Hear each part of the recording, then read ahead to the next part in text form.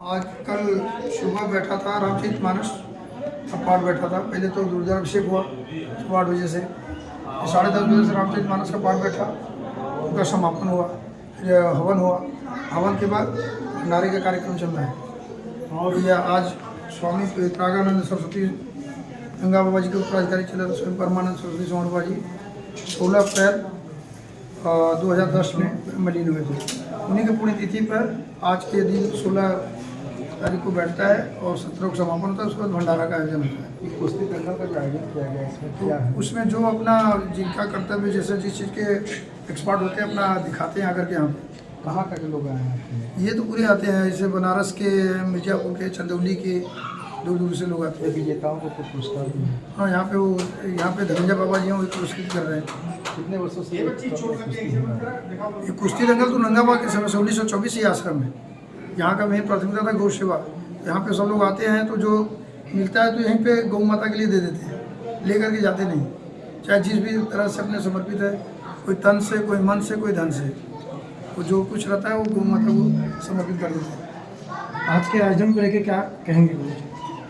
ये आयोजन में से यहाँ पे सारे जितने भक्त लोग हैं एक साथ इकट्ठा होते हैं। इसी बहाने कोई न कोई इससे फंक्शन होता है या कोई त्यौहार क्यों मनाते हैं। उस पुण्यतिथि पे जितने भी दूर दराज के लोग हैं समय निकाल करके एक जगह एकत्रित होते हैं, एक दूसरे से मिलन होती है भक्त और भगवान का। यहाँ पर कहाँ का भक्त आए हैं? यहाँ भक्त दूर दूर बिहार से आए हैं, यूपी से आए हैं, मध्य प्रदेश से आए हैं और हरियाणा से आए हैं और नोएडा के आए थे। अभी और लोग तो आएंगे। भक्तों से क्या कहना चाहिए? भक्तों हम लोग का जो गुरु ये था कि गौ माता की सेवा करने से उसको उसी तरह सफलता मिलती है जिस तरह से द्रौपदी कृष्ण भगवान को थोड़ी सी चीर दी थी। जो आवश्यकता होती थी तो किसी न किसी माध्यम से कृष्ण भगवान पूर्ण करते थे। तो गौ माता की सेवा में जो जैसे समर्पित रहेगा उसी तरह किसी न किसी माध्यम उनकी तन मन धन से सुख शांति आनंद की प्राप्ति हो। ये सबसे मेन है। चाहे गृहस्थ हो, चाहे गृहस्थ सन्यासी हो, चाहे सन्यासी हो, तन मन धन तीनों यदि बैलेंस नहीं है, कहीं ना कहीं उनको अशांति का सामना करना पड़ता है। इसमें होता क्या है, कर्म प्रार्थना इच्छा जो हम करेंगे, कर्म प्रार्थना इच्छा जो करेंगे वही हमारी भक्ति रूप में प्रारब्ध बन के संसार में समाज में रहती है। जो श्वास के द्वारा अंदर लेते हैं, मंत्र लेंगे भगवान का, जो भी चीज़ लेते हैं, भूत प्रेत गंदे चीज़ अच्छे चीज़ जो श्वास के द्वारा शरीर के अंदर लेंगे वही शक्ति रूप में आवरा बनकर समाज में रहता है।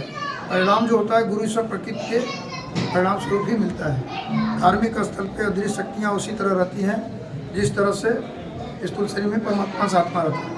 हमारे शरीर में परमात्मा से आत्मा है, तभी हमारी कर्म इंद्रियाँ, ज्ञान इंद्रियाँ, मन है, आत्मा है। आत्मा तभी चल रही है, उसके लिए न्यूट्रिशन चाहिए। तो जो हमारे यहाँ जैसे ये फंक्शन पड़ती है तो आते हैं, तो उसमें कभी किसी का संगत से कुछ हुआ है तो फिर आए, तो बेचारे सुनते हैं तो परिवर्तन कर लिए, सफलता मिलेगी। यदि पूर्व जन्म का कर्म प्रार्थना इच्छा प्रभावशाली है तो वर्तमान के परिवर्तन नहीं होता है। जिस तरह से राम भगवान को सुबह राजा बना था, लेकिन पूर्व जन्म का कर्म प्रार्थना इच्छा इतना प्रभावशाली था कि राजा के बनगमन होता है। शंकर भगवान तो भस्मासुर को आशीर्वाद देते हैं और उन्हीं का अशांति का कारण बन जाते हैं। तो तमाम ऐसे भस्मासुर समाज में आज भी हैं जिनको आप शरण दीजिए या अपने शरीर में दे दीजिए तो बीमारी रूप में भस्मासुर की तरह कार्य करते हैं, अशांति फैलाते हैं। डॉक्टर के पास जाइए, किसी धार्मिक स्थल पर जाइए, जैसा भी आपके अंदर हो।